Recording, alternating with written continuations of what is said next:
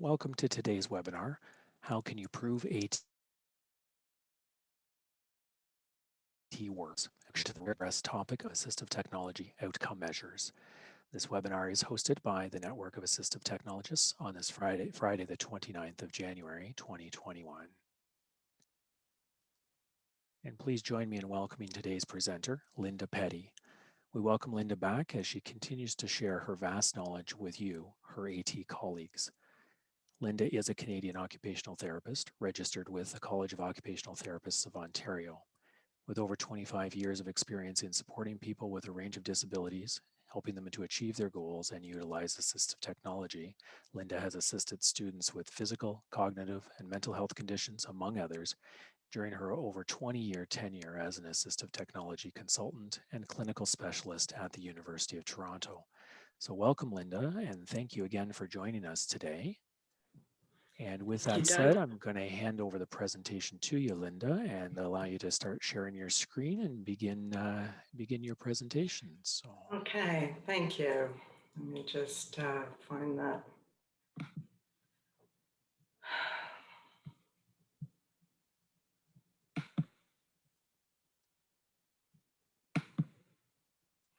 I am thrilled with the big turnout.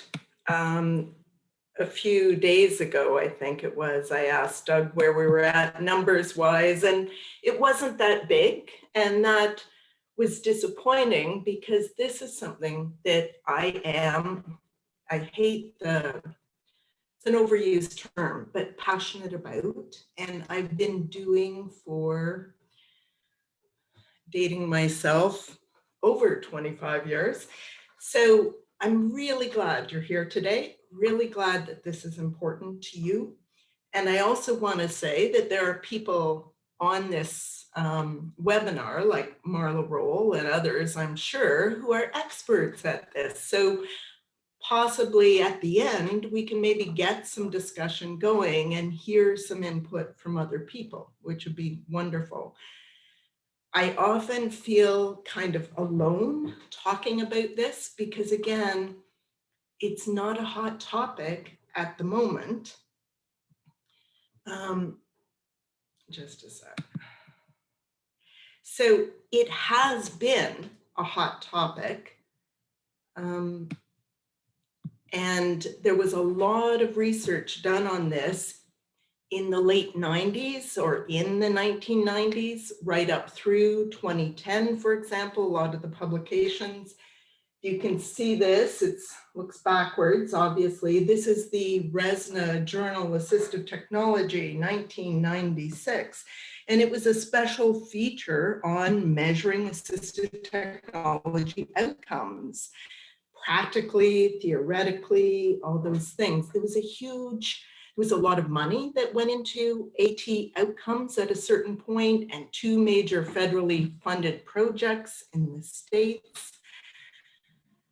And there were a number of very specific tools developed. So PIADS, Quest, and a number of others. Most of them were self-rating questionnaires that gather data on how AT impacts a client's or a student's quality of life and satisfaction. And some of them are very specific. So for example, they're specific to a diagnosis such as MS, or specific to assistive technology such as blindness, such as a wheelchair. There's a huge bibliography listing that I've got here that will go into the PDF that will be available. So you can take a look at that. But a lot of people are not using these tools. Some still are, and often it's more of a research-based project, but a lot of people are not necessarily using these. And we're going to have a little survey in a bit and find out, are you using any of these tools? And I'd like to suggest that there are practical, functional issues with some of these AT outcome tools for use in our field with students with disabilities. This is another project that is relatively new. It comes out of Australia, and it's by a researcher, Natasha Layton. But when I look at it, it appears to be focused on physically disabled consumers trying to evaluate assistive technology and also trying to develop a kind of report that they can in turn apply for funding, trying to give them some background comprehensive documentation to help them with getting the funding they need. So again, it's not suited to our purposes. And when you think about education in particular, I think people find it's very elusive to figure out the outcome of using the assistive technology. So Marcia Shearer defined it as assistive technology outcome is the impact of an AT intervention. And teachers, administrators, families all have an interest in discovering how well the AT is helping the student to achieve their personal and academic goals, but also publishers, manufacturers, software developers, researchers. They all seek evidence on the impact of the AT on learning and the classroom performance. And ATIA has sponsored an actual journal on assistive technology outcomes, which the URL is there as well. And again, it's somewhat faltering. I think they put out one issue in the last year, not 2 or 3. I do find they're rather elusive results. And I think that's partly because the individual student has unique needs. I've really found that you can't even something like a student who cannot see, you can't presume that student A has the same needs because they are blind as student B. And particularly if one is in theater arts and the other is in chemical engineering. There's also a lot of variations in funding and in service delivery. And that makes, you can't say that this one product makes a huge difference if it's not being funded widely enough that you can evaluate it. Service delivery is a huge issue, and we all know about that. The problem of doing follow-up with students, the problem of getting students to show up to appointments, the problem of getting the electronic text for each student. And the other big deal is how AT is integrated into the educational system and environment. And how do you tease out the role of AT from other factors, like how well the computer that it's running on is functioning and some of those things, the student's own ability to be organized and so on. So it makes it very difficult to really say concretely, this particular piece of AT software made this difference. So Doug, let's run the poll and see what people are using.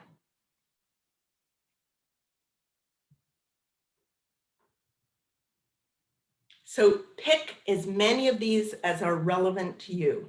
What does your service or your department use to demonstrate outcomes? So take them all if you've got them all. Okay, so just reading those options out here. The first one would be to report on the numbers of students using the service. Second would be to distribute a questionnaire to students to obtain feedback on this service. Then third would be disability advisors request outcome results from students formally or informally.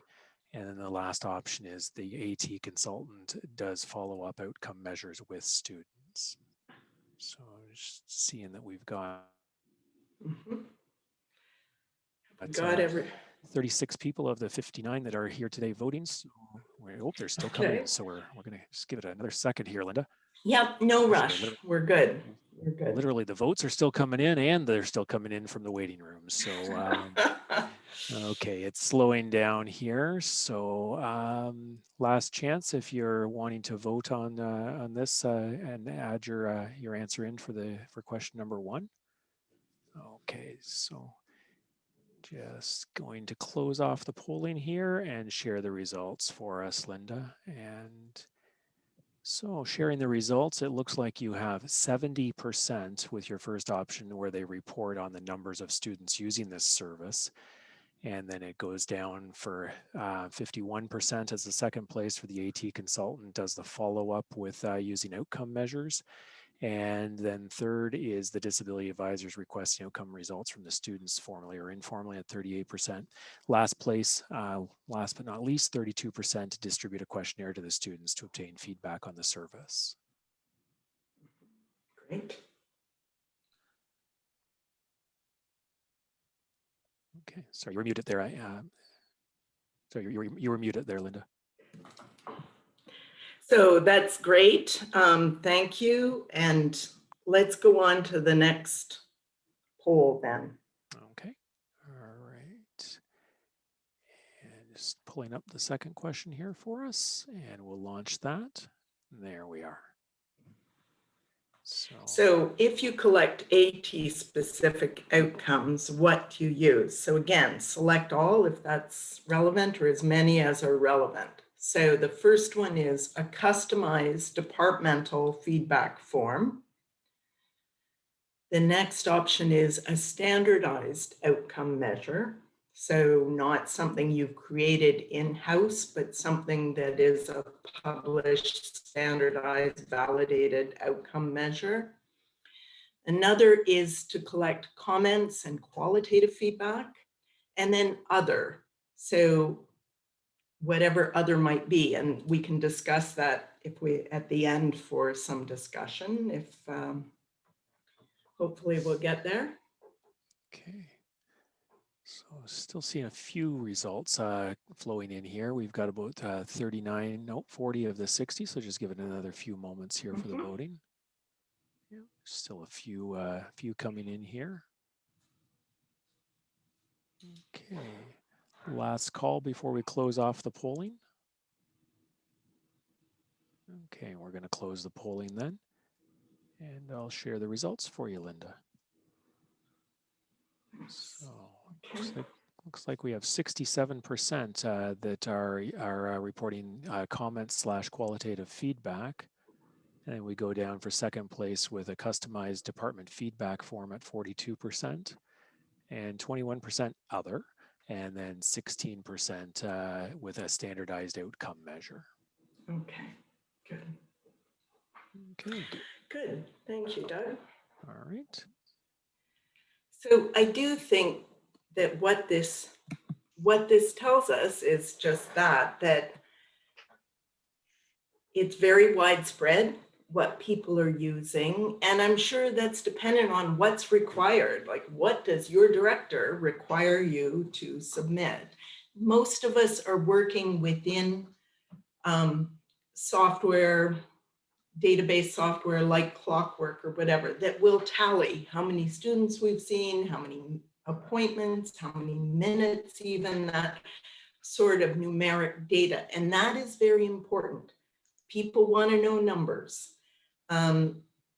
What is often not, is more difficult is how to report on things like qualitative data, like just comments you received.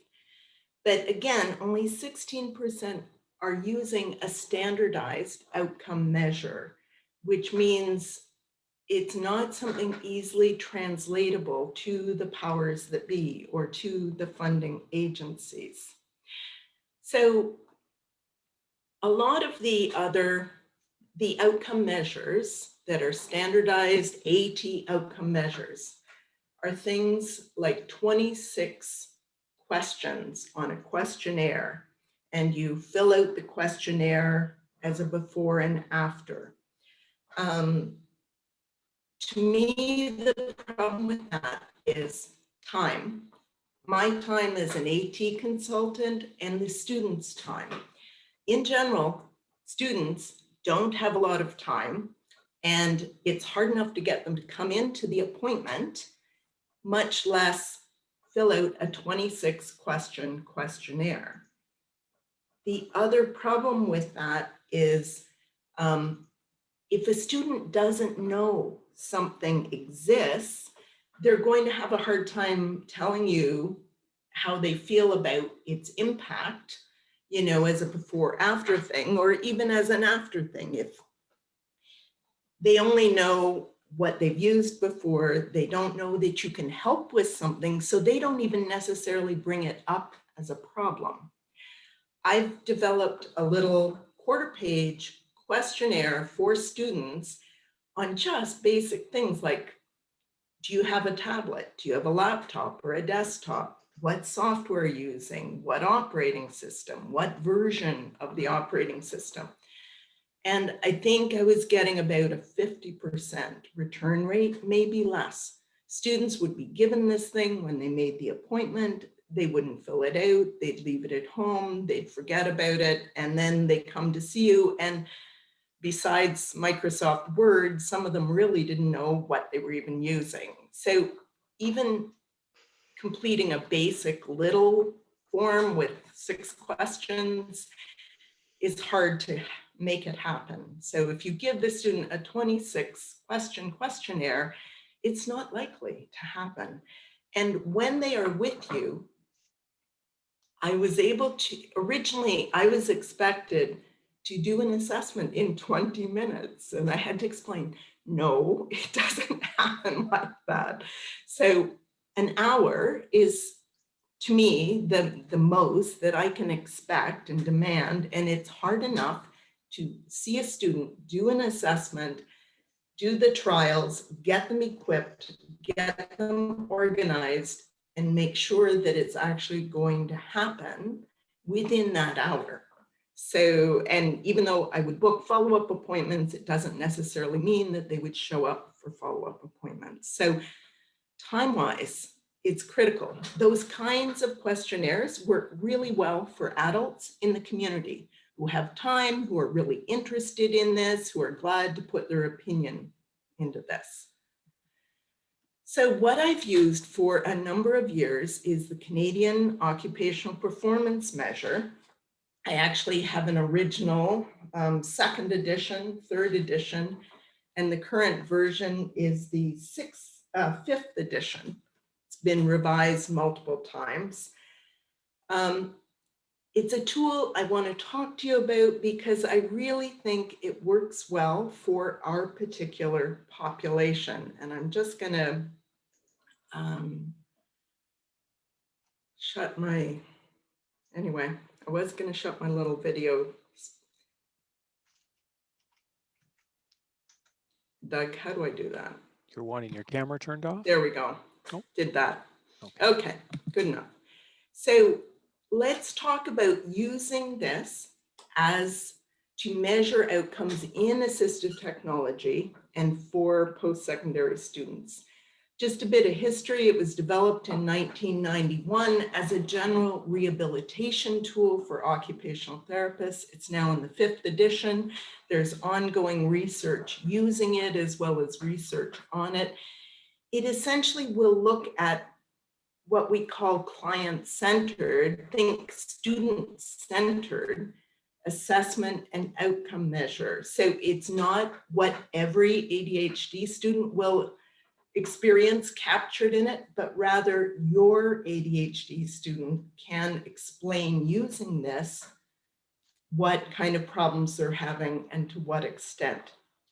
Now, when you use it in its standard format, it is reliable and valid. And you can say to your director that this student made significant improvement because they improved more than 2 points in satisfaction and in performance with using this software. Whereas, and that is really important to use it in its standard format, because once you start taking something and changing it, then it's no longer reliable and valid. It has to be tested all over again. So there's over 250 publications in peer-reviewed international literature. It's a very widely and well-accepted tool. You can find it at thecopm.ca. And you can also sign up for a newsletter with monthly kind of little updates or new articles or pieces of information on it. Now, one of the problems with the COPM for some people is that it is Canadian, eh? And there is nationalistic pushback, as we've noticed, in a number of areas, and this might be one of them. Your director might say, well, why are we using a Canadian tool instead of a Portuguese tool or instead of an American tool or whatever? But I think you need to look at that it's in use in over 40 countries. It's translated into 36 languages. And our places of education operate in a data-driven world. We have to be able to demonstrate cost effectiveness of assistive technology to obtain funding and to ensure funding. And I really think the COPM can be a good tool for that. So let's look at it in particular with our population. What this does is it helps us not get stuck in using a general approach to student assessment for AT. So instead of just grabbing the 5 minutes before the student comes in to review the information on their disability, their diagnosis, a psychoeducational assessment report, medical certificate, marks, IPRC, whatever, you will still review that, but the COPM will help you stay away from prejudging based on a stereotype of what that disability looks like. The COPM will focus you on the individual student's problems instead of presuming that, well, every ADHD student needs Pomodoro or whatever. So you don't, it adds value to the assessment by keeping you focused on this individual and their needs. I find it easy to integrate into an AT assessment. So you would start with your usual report, general introduction, and what program you're in. And then I usually start off asking about strengths. What's easy? What are you good at? How's it going? Those sorts of things. And students will often almost immediately start talking about their problems. Oh, I'm really good at the oral presentation stuff, but I really suck at writing. So what this does is you then focus the need. It helps you start with the student's needs by identifying the problem specific to each student and really drill down to those specifics. Don't let the students just say, oh, I'm a really slow reader or I don't test well. Find out exactly what that means. How many pages can you read in an hour when you're doing something really dense like chemistry, whatever, or what particular types of exams and tests do you fail at? And really drill down, get examples from them. Then you're going to match them. You're going to demonstrate features in the AT. Right now, we're mainly using software for their problems rather than basing it on their type of disability. And you're going to also discuss problems both of the technology, the services, and look at strategies that can be helpful for them. So the COPM provides a format to also identify problems in leisure and self-care. So with self-care, think scheduling, money management. In leisure, students often have a lot of problems balancing their leisure and even sleep with their studies and other demands. But for an AT assessment in post-secondary, you're really focusing on productivity. For many students, the major areas are time management, reading, studying, writing, and then others depending on the focus of the program of study, labs, so on and so forth. So the student identifies the problem with the specific issue they currently have. Sorry for the typo there. They can only focus for 20 minutes in a lecture before they tune out. They can only read 5 pages before they tune out. So you get them to be very specific about it.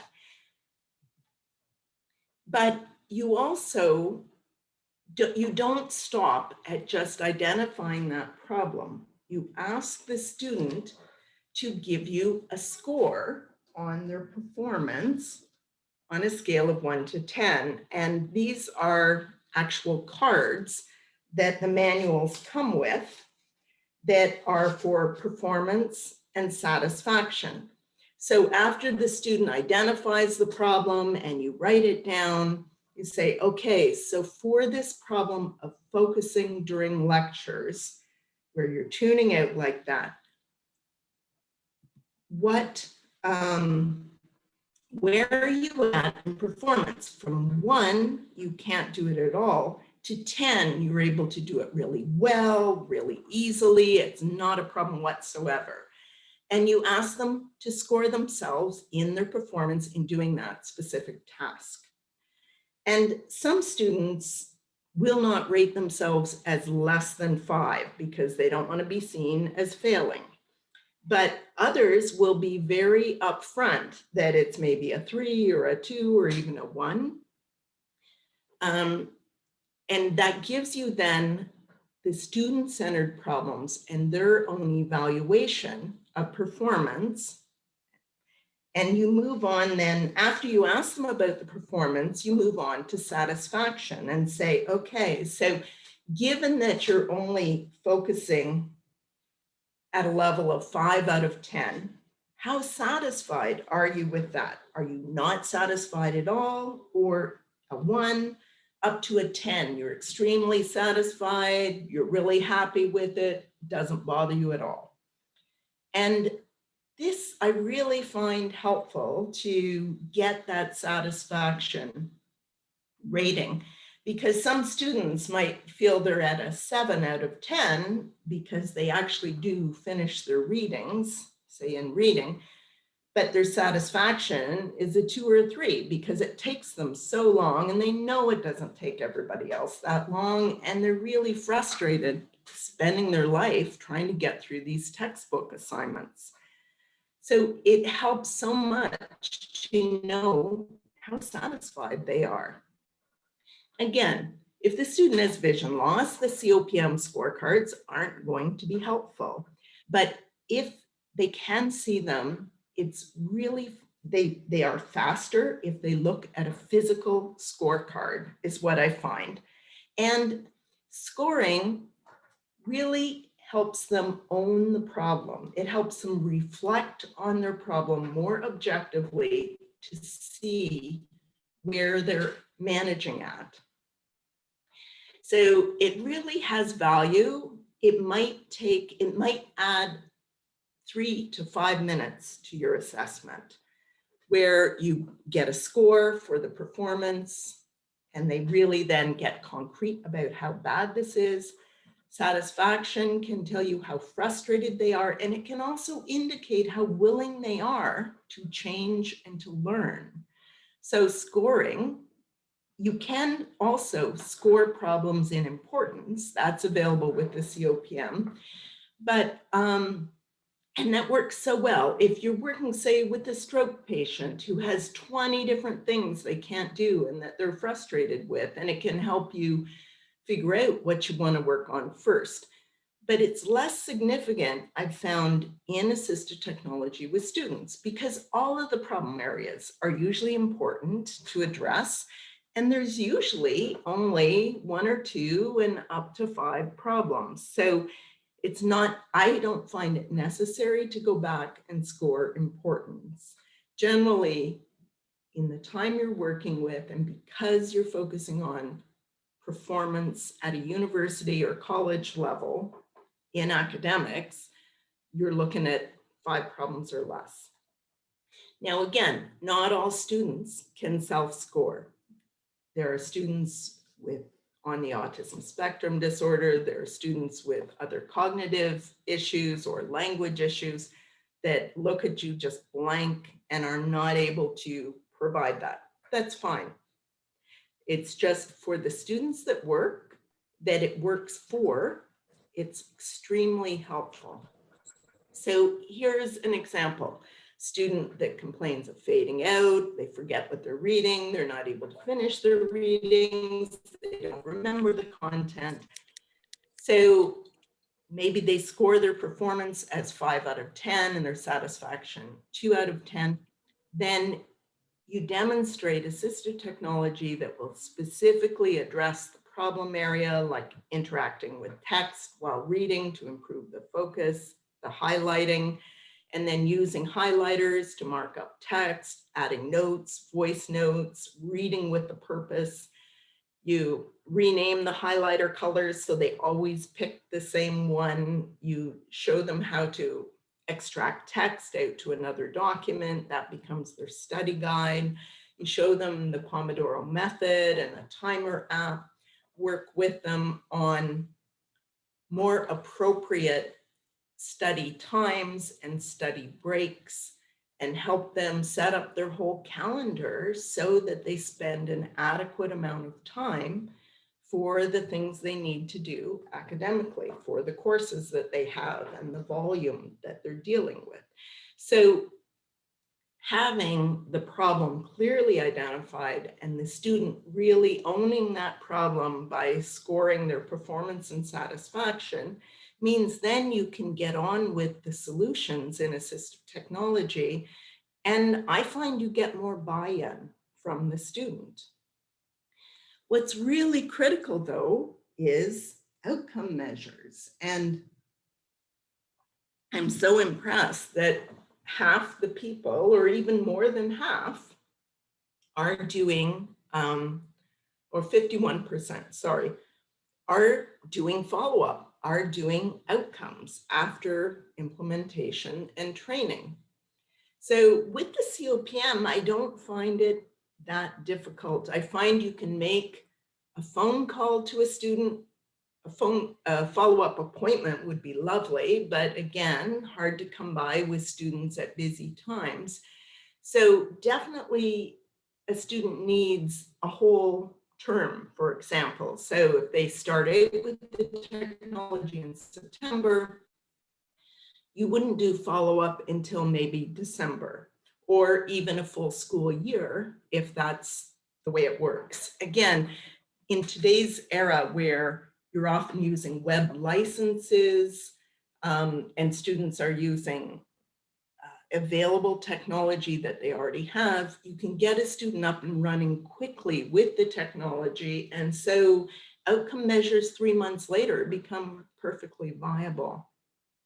So when you make that phone call or you have that meeting with the student, you want to refresh the student's memory about the problems, about what they said, about their ability to do readings or to focus in assessment in lectures and so on. What the specific issues were. Remind them of that. Do not tell them what their original score was. Ask them how they're currently doing with the assistive technology you recommended. Find out they're using it every day, every lecture, or they stopped using it after month 1. Then ask them to score their performance and satisfaction now with that task. Reading, writing, time management, whatever. So if the score is greater than or equal to 2, in performance or in satisfaction, that is considered to be a significant change. So it's a negative outcome if there's no change or it's less than 2. And if it is, it doesn't mean you're a failure. Rather, it means, were there problems in implementation? Was there a misunderstanding? Did you misunderstand the problem they're having? Was it a hardware failure? Is it a software problem, a lack of training? I've had students say to me, well, now I'm reading, I think, at 7 out of 10 instead of 5 out of 10, but it would be 10 out of 10 if I'd been able to get my textbooks in electronic format. So you find out what's improved and also hopefully what could still improve.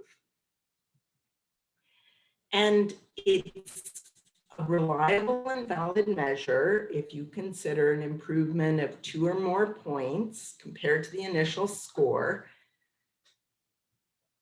You can say that this student has had a significant improvement. So reliable, valid, positive change in occupational performance and in satisfaction with that performance for their student-specific problems. And this is, again, you can't mess with this. You can't say, well, they improved 1 out of 10, therefore it's still okay. It's not. It's a standardized measure, and you have to use it in the standardized format. But as you can see, so I kept a separate, I would keep COPM scores in Clockwork, our database tool, but I would also keep a separate spreadsheet without the student names and just give the dates, assign them a letter, and talk about the problem, the original performance satisfaction scores, and then the follow-up performance satisfaction scores. And that's also where you can collect some really nice qualitative data, like, oh, the noise canceling headset really helped with their reading and with their focus. And you can record the change in the performance and in the satisfaction. So you can do this individually for each individual student, but then also take the results and average them to provide a compilation of the impact. So you can report back at the end of the term that these 10 students had an initial performance that averaged 3.1. The range was from 1 to 6. The initial satisfaction averaged 2.9 with a range of 1 to 6. But then on follow-up, the average was 7.8 in performance with a range of 6 to 9 as improvement. And then the same in satisfaction, 8.5 as an average. So, and then you can report that all of the students improved significantly, more than 2 points out of 10 in both performance and satisfaction. So again, you can do it for the whole group of students that you've managed to do follow-up on. You can do it as individual. You get some nice qualitative feedback, plus you get some numeric, objective, outcome measure feedback that you can go back to your funding agency, your director, or whoever else about.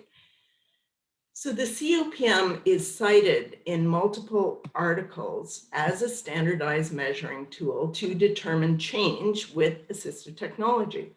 It's used in case studies, it's used in groups, when documenting the effectiveness of a service or even a type of assistive technology.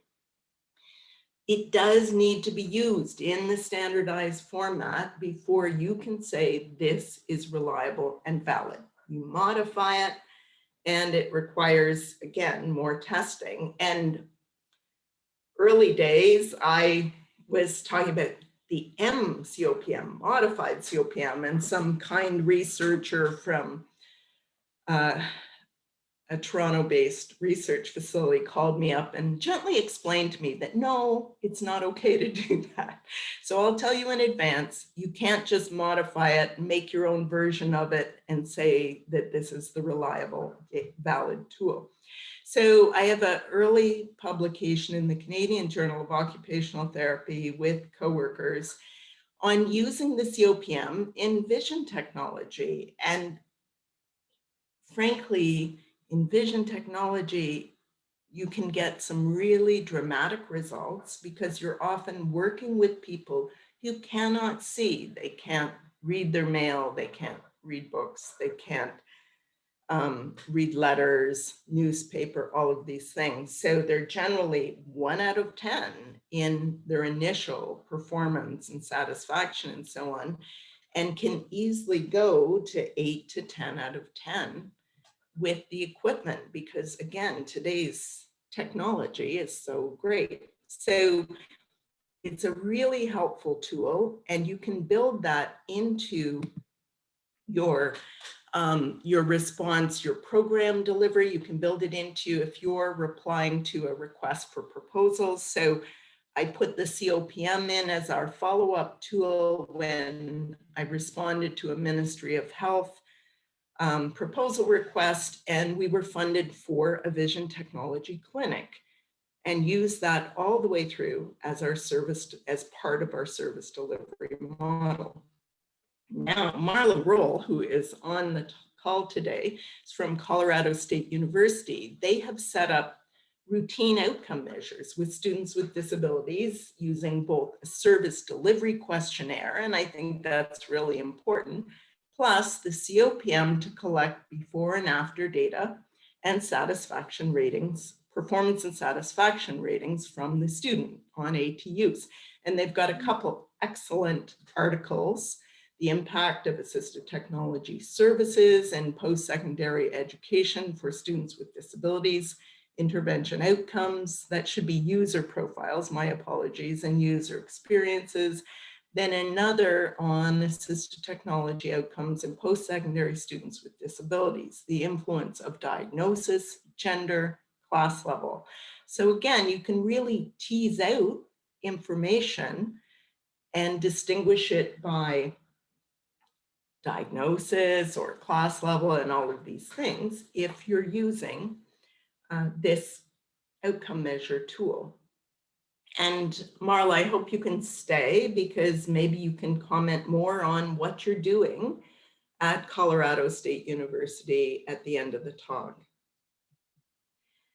So here's a recent example with Lynn Gitlow and others on measuring assistive technology outcomes. And again, it's user-centered. So in this case, they were talking about 4 participants of a new type of mounting system for, I forget if it was laptops or an augmentative communication device, but they were able to show for these activities, they had this change in performance with a standard deviation of 2.7. They had 6.14 as an average change in performance, 6.22 as the average change in satisfaction across activities.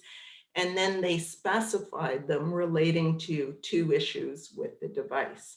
So again, it's a useful tool, and you can use it in a wide range of settings. And it's widely used to essentially document how good or not good the assistive technology is for its user's purpose.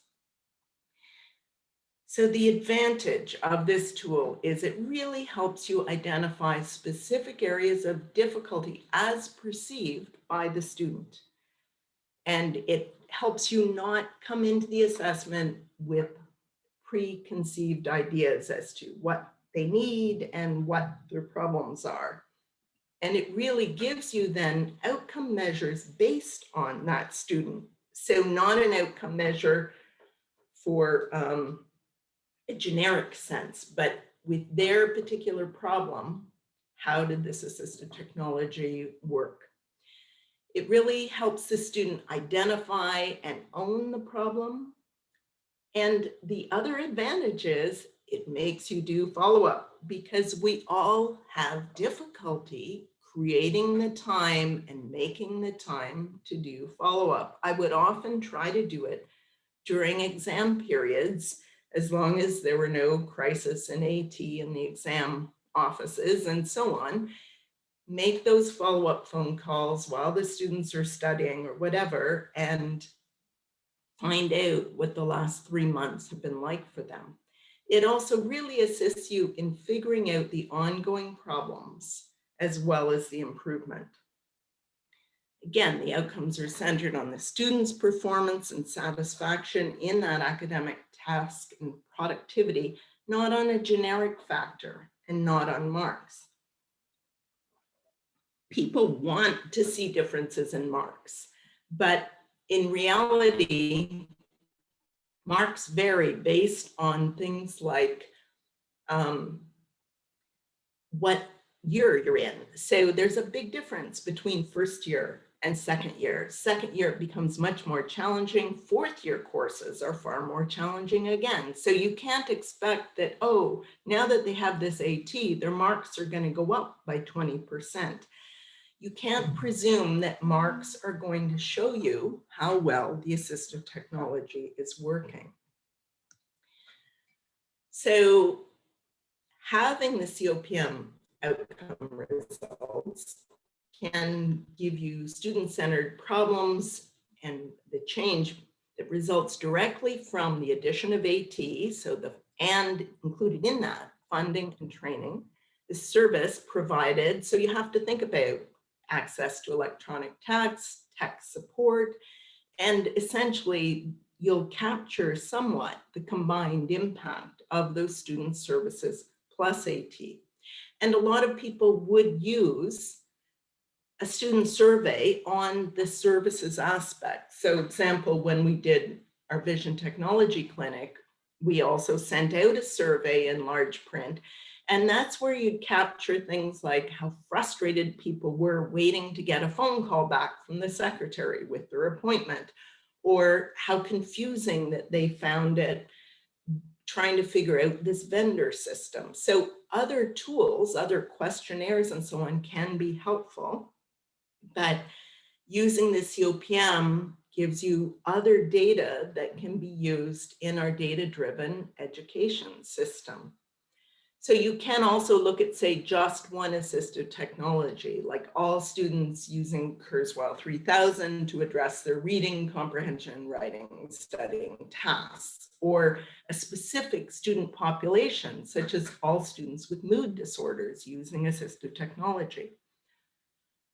I strongly believe we need to have data to back up the why of our service and the funding for the technology.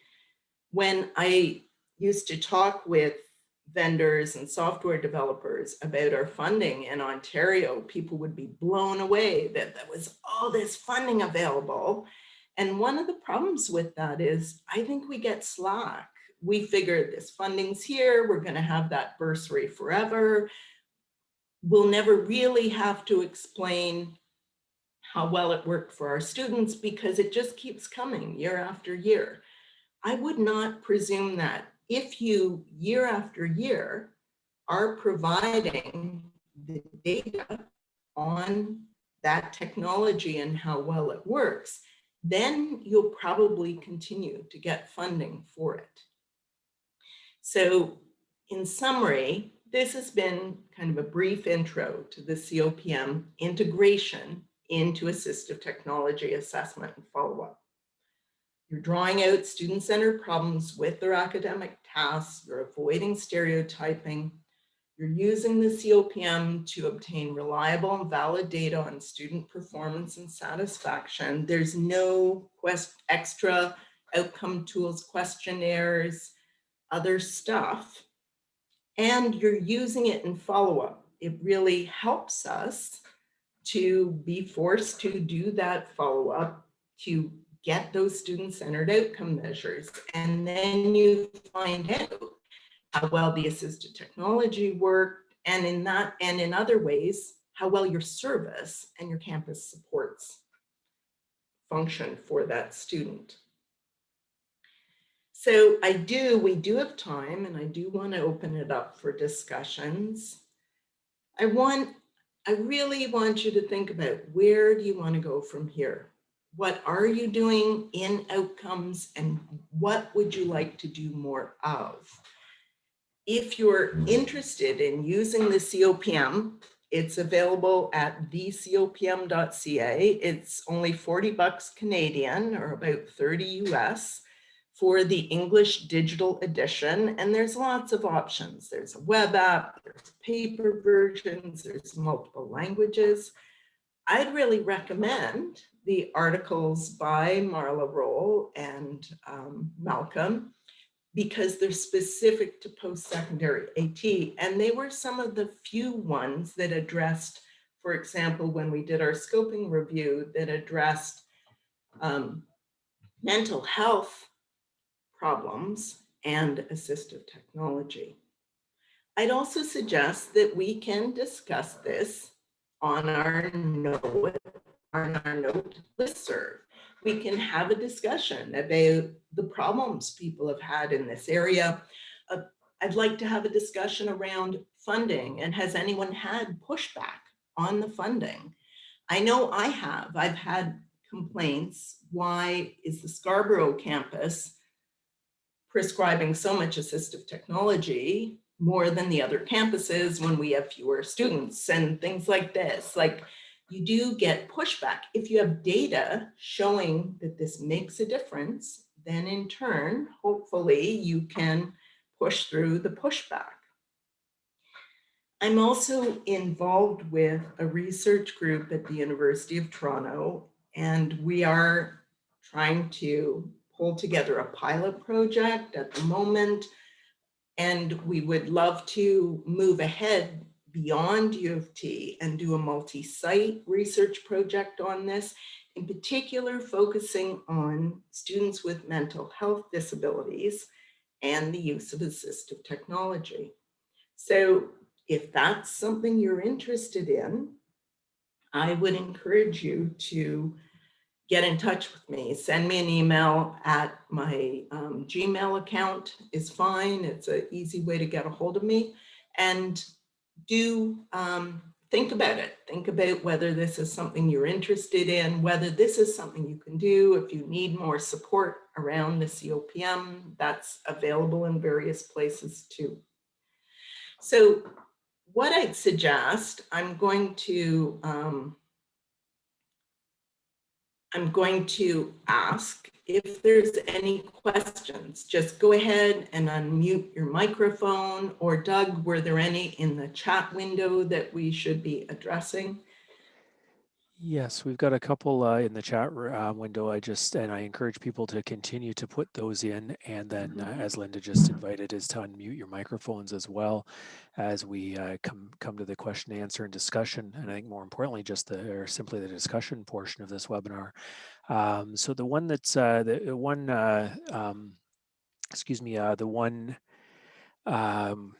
loss of words here on a Friday afternoon. Imagine that. The one comment request that was put into the chat that maybe I'm not sure if we can work on that, or if it's just limited to, we'll get it out of the presentation slides when they're shared. But there was a couple requests for the links for the Colorado information and in general. Yeah, and then we've also had Stephen has been kind enough to put in the website for the COPM itself. So is that something that you have to share quickly in the chat, Linda, or is it in the slides? It's in the slides. Okay, perfect. I just suggest I could post to the listserv those links when we're done here today. That would actually be easier than going into my slideshow and out of the Zoom window and that sort of thing. But I'm happy to share those for sure.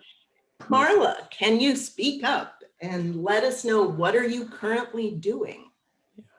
Thank you for that shout out. That's so nice. And I have to just validate so much of what you've said in terms of, we have found the COPM to be invaluable in terms of guiding the assessment, but also showing the impact of the AT.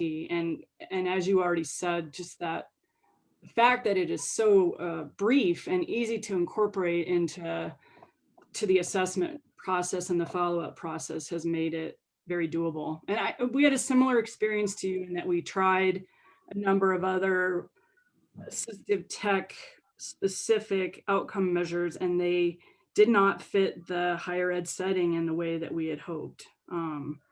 I also have to say, in discussions with Lynn Gitlow and also some feedback from folks like yourself that are saying to not use it in a modified way, we have been using it as a modified tool, but as a result of these conversations, we're trying something new, which is we recently began doing services for the employees on our campus with disabilities in terms of assistive tech supports. And so we are trying the COPM in its native format for those services. And I think it's going to be interesting to kind of see what we learn from using it in that way. Mhm. Thank you. So do you have a current paper on the go or research project, or what are you up to now? Yeah, we do have a paper that's coming out. It was actually a occupational therapy grad student that did a really fantastic project where we linked the COPM to persistence data and grade point average. And that one is coming out it's been accepted by the Journal of Post-Secondary Ed and Disability. Mhm. I don't know when they're saying they're going to put together an issue that focuses, well, they're saying potentially on outcome measures. So I hope that proves to be true. Mhm. Mhm. Yeah. Now, one of the questions in the chat, Marla, was around how many post-secondary institutions are using the COPM. Do you have a sense of that? I don't. I mean, I don't have anything concrete, but I would venture to guess not many. Mhm. I think, I've been pushing a little bit in the state of Colorado for our institutions of higher ed to start thinking about ways we could collect data across our institutions. But I don't think it's happening so far. I'm hopeful. Yeah.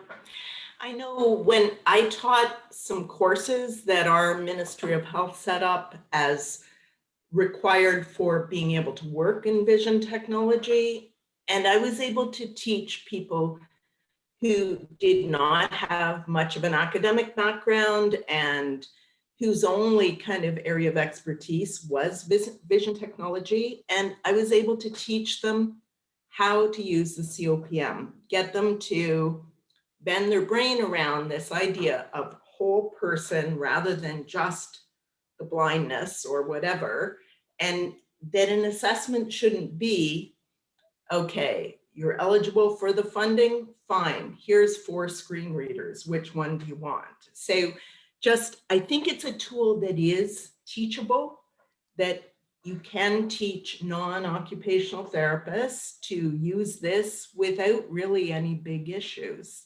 And unfortunately, whether it's because it is out of occupational therapy or whether it is Canadian or whatever, I don't think it's that widely done. It is used in Canada in assistive technology for people with physical disabilities. So you'll see it used in computer access clinics, in OGCOM clinics, and so on. But often, again, those that are kind of research focused, those that are looking to put together a research paper rather than just for everyday use, which is really what it's also very good at. So, hi, this is Lynn Gitlow. Oh, hey, Lynn. Hey, I just love the conversation that you're having, and I just had to pop in because Thanks. one of the things that I wanted to say is that from the article that you mentioned that, me and my colleagues wrote, we learned how very, very important it was to not modify the COPM. And that's where we had our most important learning. And we did do kind of a qualitative study, which I'm having a hard time publishing, but that's all right. Using the COPM with students with mental health problems, trying to find out about their technology use. And one of the things that we found is that I think technology would be really beneficial as well as outside of the classroom. Yes. And I think that's the thing that we really miss if we don't look at the total picture of a student's life, because a lot of what we were learning in our little qualitative study is that many of our students, particularly with mental health problems, can't get to the classroom. Yeah. So Yeah. if you can't get to the classroom, all the technology in the world that's going to help you there may not be solving the problem. So I think there are a lot of things that I think one of the maybe barriers to having the tool used within a higher ed setting, and this is just in the United States, and is that there aren't a lot of OTs within these positions. Yes. And it may be just lack of knowledge, that that's not an assessment tool that I even know about, because Right. it might be the word OT, or I don't even know about it. Mm-hmm. So I wonder why more OTs aren't in these positions, and that's my current focus of research right now. But I really think that we have to broaden our notion of where technology can be helpful to a college student. Yes. Yes. Because, for example, I would work with students and hear, oh, well, I can't take that class because it's in the morning and I can't get out of bed. And then you trace that back to the real problem being not being able to go to bed, not being able to get away from the screen, and so on and so forth. And so then you work on sleep hygiene and some of these other issues before you can look at, yes, you can register for a morning class. So yeah, there's lots of whole person issues that are not always addressed with assistive technology, but can often be helped with assistive technology long before they get to the classroom. We actually have a group started. It's on both LinkedIn and as an email group. It's not set up as a listserv yet, though I know I could do that if I made that time. And it's OTs in post-secondary education. And it's quite encouraging, the numbers that are there, though again, I think still fairly small. At least in Canada, I think there's more of a trend, partly because all the OTs are coming out at a master's level. There's more of a trend to hire them in the different disability services departments. But usually it's as like a disability consultant or whatever, who would work with students with low vision, physical disabilities, mental health issues, and so on, rather than as the AT person, though thankfully there's also others as the AT consultant. Because again, I think being able to look at the whole person and have a broad background in disability is a really positive thing to bring to an AT assessment. Other questions? Doug, was there anything else that I'm missing? There are certainly a few other questions and comments in the chat. And again, just a reminder to ask everybody to unmute themselves, and we'll get to you in order. And I see Lyle, and we'll come back to you in just a moment, Lyle. There was a question posted by Gemma, wondering what kind of AT we are considering in this discussion, because it seems that screen readers such as JAWS, NVDA, and VoiceOver are not in the scope. Do you have any comment there? Certainly, you can use that. You can talk about screen reader. A lot of students who cannot see usually come to a technology assessment with experience, that they already use JAWS, or they use JAWS all through school and now they're using NVDA and so on. So in that sense, often you're more finding out, what's their performance with it? For example, how are they on web browsing? Are they comfortable using the learning management system with JAWS and so on? So you can maybe more use the COPM, but to help identify any problems they're having with their web browser, with their screen reader. So certainly it works really well. And when I worked in vision technology exclusively, and people would come in without experience often, it again was a really good tool for identifying the problems, the barriers they had.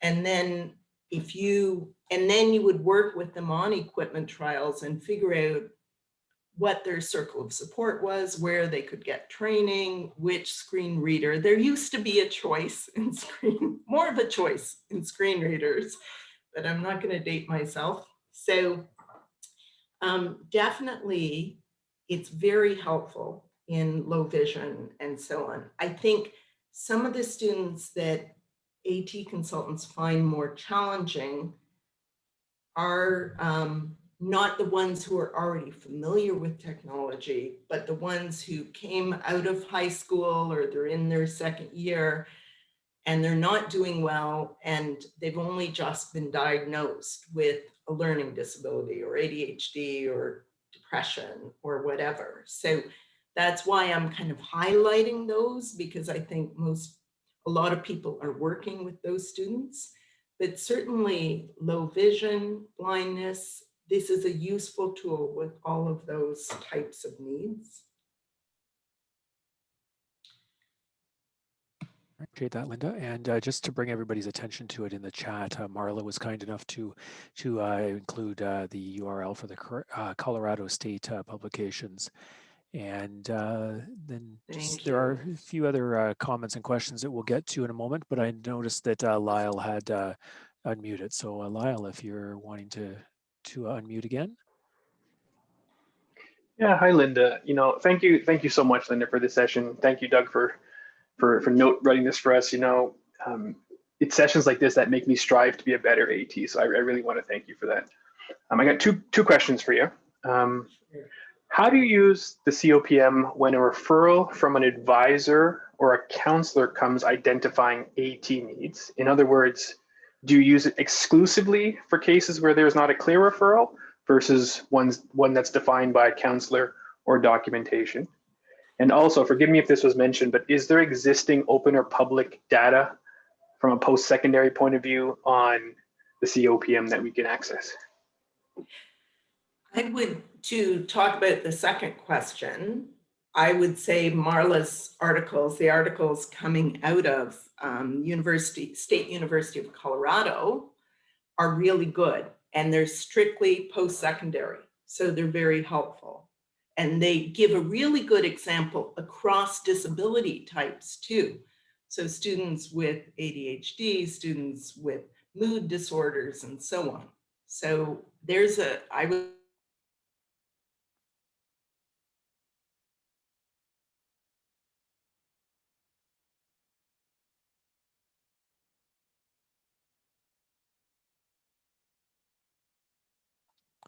Apologize, everyone. It looks like that Linda has frozen.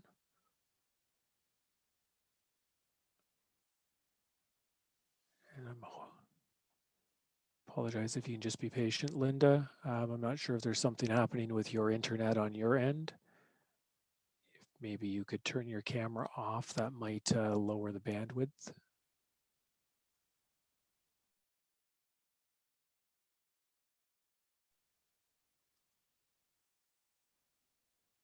Are you there, Linda? Oh, I think Linda has actually, unfortunately, has dropped off the sessions. So we'll get. Hopefully, she'll be able to connect back in a moment. So I appreciate everybody's patience while that happens, and ask you to continue to enter your comments and questions into the chat, and we'll have them ready for Linda when she rejoins, and hopefully that will be shortly. So again, thank you everyone for joining us today. This has been quite an informative session. We've got some exo. There, Linda's just coming back. So welcome back, Linda. You're still muted. Oh. There we are. Thank you. Thank you. Don't know what happened, but hey. So you didn't miss anything except me filling in the few moments there. So anyways, I think so I'd say still use the COPM even though you've been told what to authorize, because you still want to know for that individual student, what do they feel and what is their performance and satisfaction, rather than what someone else on staff thinks. It's still helpful, and the student will feel heard. They will feel like you really get it. So it's still worth it. Okay, great. Thanks for finishing that thought there, Linda. It's always the best words of wisdom come while you're either on mute or when you've unfortunately been kicked out of the session temporarily. So I'm glad that you were able to bring that back to us and finish answering Lyle's questions there. So again, thank you, Linda. I'm just going to raise again, if anybody else wants to join in by voice, please unmute yourself and we'll see you pop up there. Karen has a question in the chat. It says, if the district is set on an evaluation format, such as the SETT or SET format,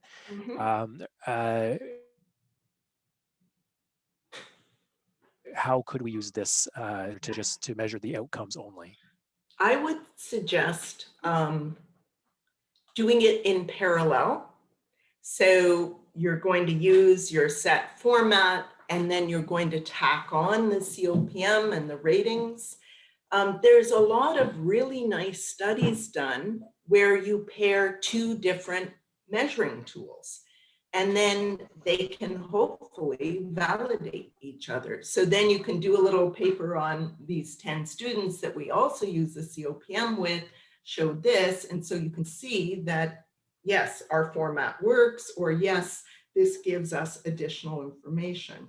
So I don't think you can just use it as an outcome tool without using it initially as part of the assessment. But if you can slip it in there either as the initial questions and scoring and then the rest of your discussion, or after you go through your set format, either way, and you can maybe propose that you use it to prove the efficacy of what you're using standardly. That's also, I think, quite valid. It's like Lynn Gitlow's study. They use the PIADs for the 26 question questionnaire. And then with 4 people from the study, they use the COPM. So again, you can use it as an add-on to what you're normally doing. So the COPM, there's a question, is the COPM not modified when you direct the student's challenges to the specific area of AT, or is it to be the challenges that the student feels are greatest may be outside the scope of AT? Well, you can still use the COPM if someone's challenges, if the one thing is, you're asking them about productivity, about student type tasks, but I don't ignore, say, leisure issues or personal issues either. So if someone's biggest challenge is how lonely they are, I wouldn't say that, oh, just ignore that. I would still maybe talk about, get them to score it and so on. And then I would give them resources or refer them to someone else who is going to help them address that problem. There's nothing wrong with going outside the scope of AT, but often, if you think about it, AT is used for multiple things. So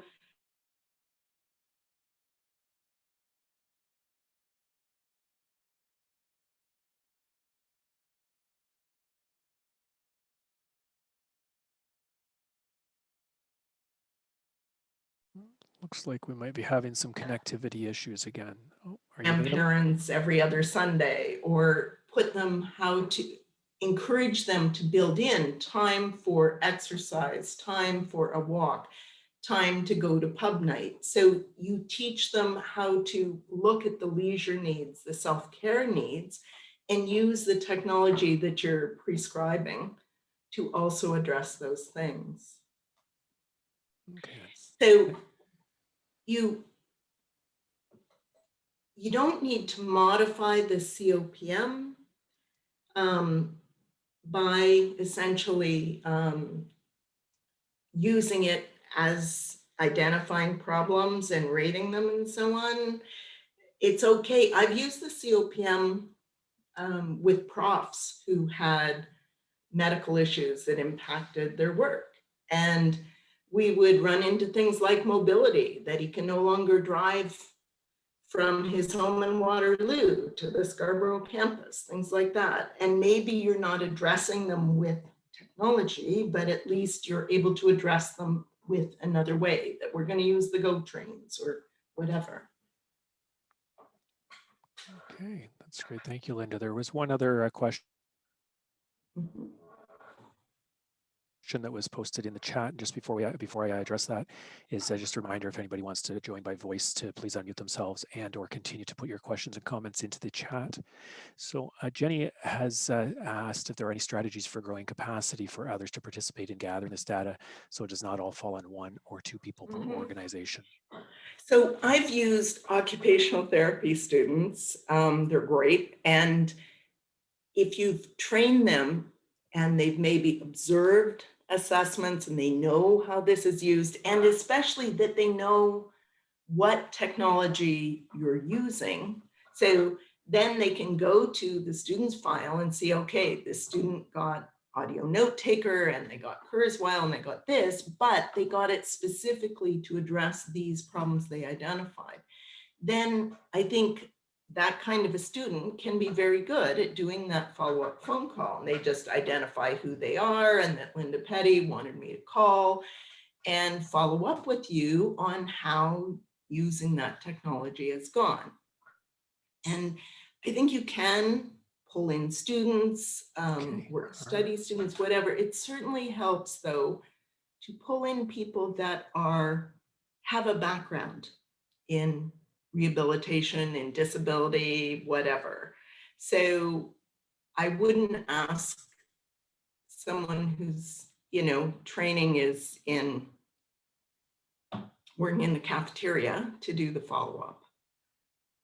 So yeah, students in particular are helpful, or an assistant if, again, they're really well equipped in the technology.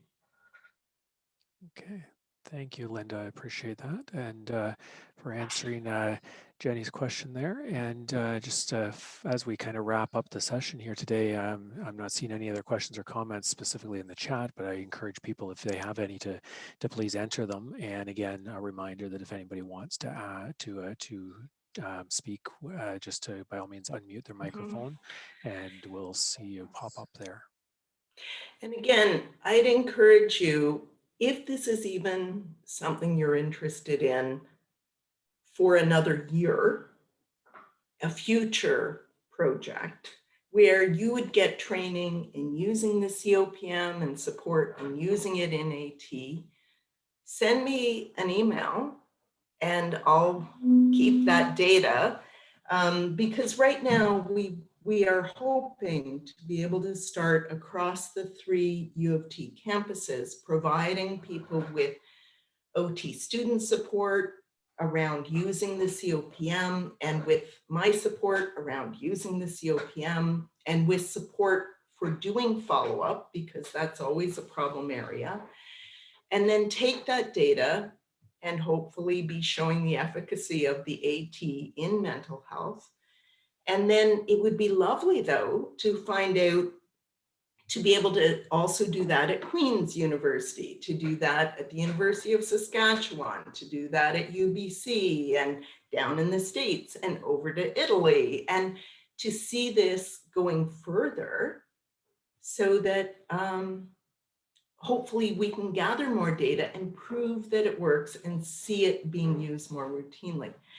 Yes, there's a question, do you use it with adults or disabled veterans in addition to students? Yes, it's very easy to use with adults. Again, if someone has a significant brain injury, it might not be that easy to get them to score it.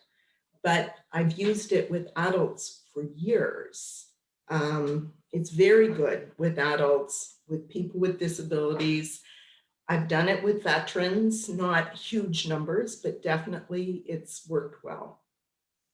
And there's literature, there's over 250 articles on using the COPM, and I'm sure there's ones more specifically towards veterans. There's lots about adults with various types of disabilities. Okay. So just one final opportunity for anybody who wants to unmute their microphone if they'd like to join in. And you mentioned an awful lot of institutions